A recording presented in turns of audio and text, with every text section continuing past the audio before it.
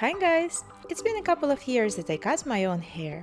Some time ago I shared with you my technique, and I was so happy to find out how many of you got great results using it.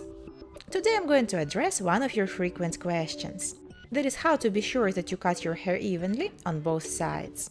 This issue might arise when you'd like to cut more than 1 inch at a time. I actually plan to do it today to get rid of all these ends. I learned this technique from one of my friends with extremely thick hair, so I can reassure you that it works for both thin and thick hair. Working on dry or dampened hair is a matter of a personal preference. I prefer to cut my hair when it's dry, since it gives me a better feel of what I'm doing. And if your hair is wavy or curly, you'd need to straighten it before trimming the ends using this technique. I'll start from putting my hair into a super sleek ponytail, as low as possible at the back of my head. Then I'll tie it with several elastic bands every couple of inches. The purpose of this procedure is to keep all the hair in one place and prevent it from moving when I'll be trimming the ends. So later on, when I'll bring my hair to the front to cut it, it will be very easy to do. The lowest elastic band should be right above the level where you plan to cut your hair.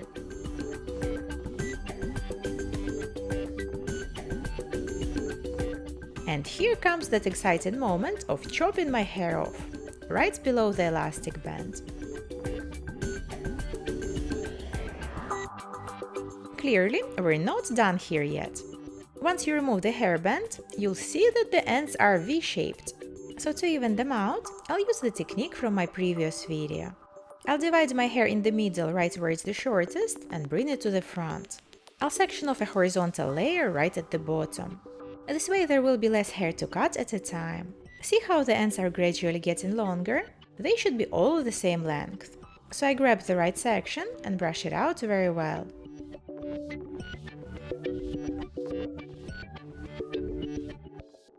Holding my head absolutely straight, I place my hair between my fingers. You want to hold your section horizontally and very firmly, right above the shortest hair. Then you can make your cut parallel to your fingers. You basically trim the longer strands to the length of the shortest one.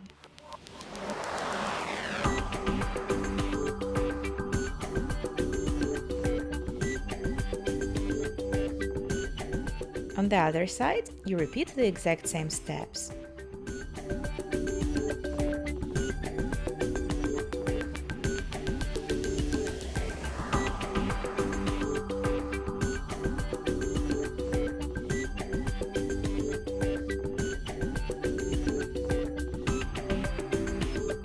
Now you can take a mirror and see if you did a good job. If you don't have experience in cutting your own hair, do not cut more than 1 inch at a time. And make sure that your first horizontal section is very thin. This way, if anything goes wrong, you'll have plenty of hair left to hide eventual imperfections. So far I'm happy with my results, so I'll move on to the following horizontal section, right above the first one. Since my hair is super thin, I actually divide it only in 2 sections. But those of you with thicker hair could have more sections. Because the more sections you have, the easier it will be to get a perfect result. I'll brush my hair out once again.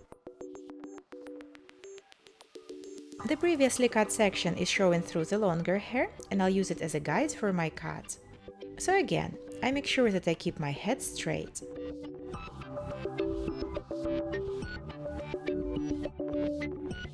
Holding my section firmly, I just trim all the hair that is longer than my guide. To minimize the chances of getting split ends in the future, it's recommended to use very sharp, ideally professional scissors. Especially if your hair is thick and hard to cut. For example, my hair is super easy to cut, while my friend's hair feels like it's made of unbreakable fiber. My hair is very thin, and when my ends are blunt cut, they look thicker and healthier. If you'd like to feather out your ends or cut layers, you'd need to use quite a different method. Let me know if you'd like me to show you those techniques in one of my future videos. As you can tell, this technique creates a delicate U shape at the back.